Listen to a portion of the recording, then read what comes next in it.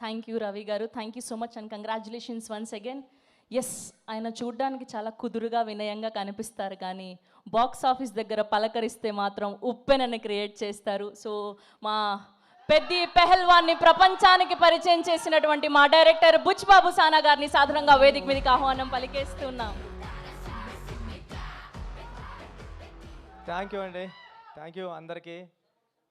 ఎక్కడికి రావాలా? అందరికీ థ్యాంక్ యూ అండి.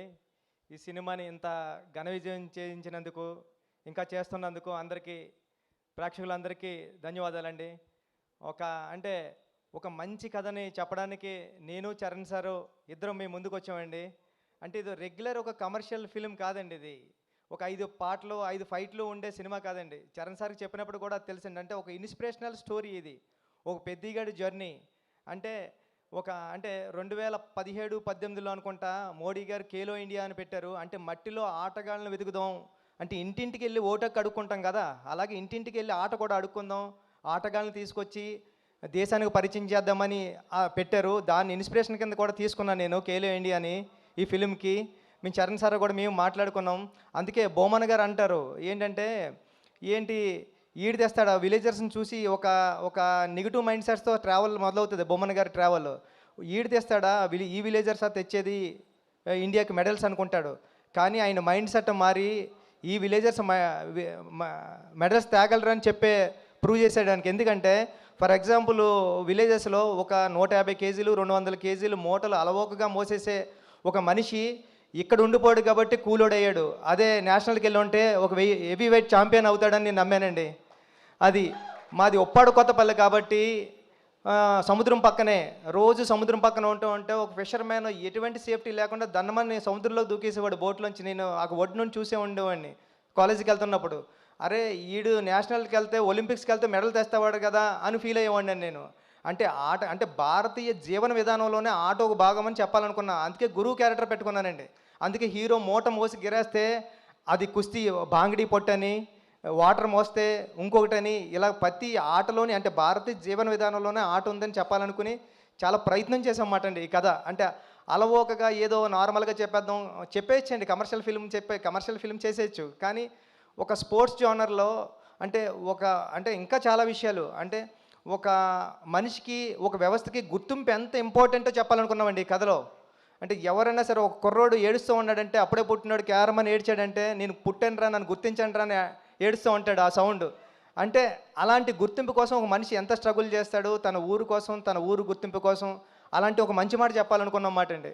నెక్స్ట్ ఏంటంటే ఫర్ ఎగ్జాంపుల్ ఎన్నో అంటే నాకు తెలుసు రంపచోడవరం అలాంటి ఏరియాల్లోనే నేను 100% లవ్ సినిమా షూటింగ్కి వెళ్ళినప్పుడు సుకుమార్ గారితో రంగస్థలం షూటింగ్కి వెళ్ళినప్పుడు ఎన్నో అంటే విలేజర్స్కి ఒక మనిషి మనకలాంటి ఒకడు ఉన్నాడని కూడా తెలియదండి. అలాంటి విలేజెస్ ఇండియాకి కనెక్షన్ లేని ఎన్నో విలేజెస్ ఉన్నాయండి. వాళ్ళని చూస్తే మనం షాక్ అవుతాం. అంటే ఇప్పుడు వరకు వచ్చి తిను ఎప్పుడు సిటీలోకి రాలేదా, మనకి ఇలాంటి డ్రెస్ ఉంటుందని తెలీదా, మనకు సెల్ ఫోన్ ఉంటుందని తెలీదా అని మనం ఆశ్చర్యపోతాం. అలాంటి మనుషులకి ఇండియాకి ఒక కనెక్షన్ ఉండాలా, ఒక ట్రాన్స్పోర్టేషన్ ఉండాలా, వాళ్ళందరినీ కూడా మన ఇండియన్స్ అనుకోవాలని మన భుజమే చేస్తే ఇది మన బ్రదరేనా అనుకుంటాడు. అలాంటి వాళ్ళందరూ ఉన్నారండి. వాళ్ళందరూ అలాంటి ఇండియాలో అలాంటి గ్రామాలు ఎన్నో, నేను అన్నట్టు ఒక 20,000 గ్రామాలు 18,000 గ్రామాలు ఉన్నాయని నేను చదివాను. అలాంటి వాళ్ళందరికీ ఒక కనెక్షన్ కావాలా, వాళ్ళందరినీ ఇండియాలో కలపాలని ఒక మంచి మాట చెప్పాలని ప్రయత్నం చేసామాట అండి ఈ సినిమాలోనే. ఇలాంటి ప్రయత్నానికి రామ్ చరణ్ గారు ముందు నిలబడి తీసుకెళ్లారు. చరణ్ సార్ మిమ్మల్ని నేను ఎప్పటికీ మర్చిపోలేను, ఇది ఆషామాషి కథ కాదు, అది నేను ఎలా నమ్మానో మీరు అలా నమ్మారు, దానికి రిజల్ట్ నిన్న ఈ 4 days నుంచి వస్తున్న అప్లాజ్ అండి. నా మొబైల్కి నా సోషల్ మీడియా అకౌంట్స్కి మెసేజ్లు ఎలా వస్తున్నాయంటే 1 line రాసి వదిలేస్తలేదండి. చాలా మంచి సినిమా తీశారు, చాలా మంచి సినిమా. దాంట్లో ఫస్ట్ లైన్లో పెట్టేది రామ్ చరణ్ గారినండి. చాలా అంటే ఇలాంటి పెర్ఫార్మెన్స్ ఎప్పుడూ చూడలేదని చరణ్ సార్ని పొగుడుతూ ఉంటే చాలా హ్యాపీ ఉంది. దాంతోపాటు మంచి కథ తీసావు, మంచి కథ చెప్పాము, నన్ను పొగుడుతుంటే ఇంకా చాలా హ్యాపీగా ఉందండి.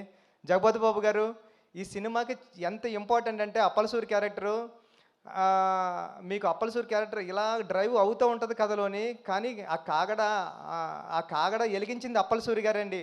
పెద్దికి ఆ క్యారెక్టర్ని ఆ వెలుగు కాగడ ఇచ్చింది అప్పలసూరే. జగపతి బాబు గారు లేకపోతే ఈ క్యారెక్టర్ నేను ఊహించుకోలేను. లాస్ట్లో కూడా అందుకే నేను ఈ స్టేషన్ వచ్చేసిన తర్వాత అప్పల వలస అని పెట్టామాట అండి స్టేషన్ ఇది. అప్పలసూరి అప్పలసూరి క్యారెక్టర్కి జగపతి బాబు గారు అంత ప్రాణం పోసారండి. Thank you so much.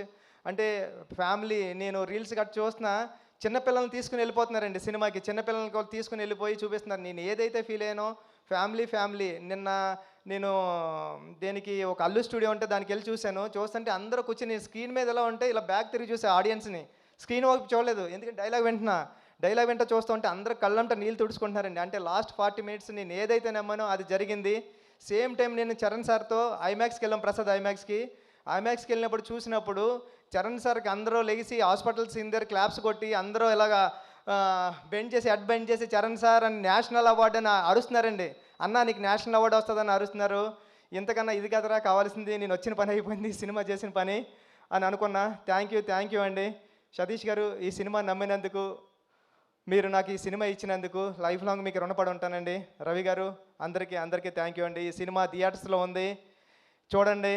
Family summer holidays enjoy చేసినట్టు ఎంజాయ్ చేయండి. అమ్మమ్మ గారు ఇంటికి వెళ్తారు కదా, ఫ్రెండ్స్ ఇంటికి వెళ్తాం కదా, అలాగే పెద్దిగాడి ఇంటికి వెళ్ళండి, చూడండి పెద్దిని. Thank you so much.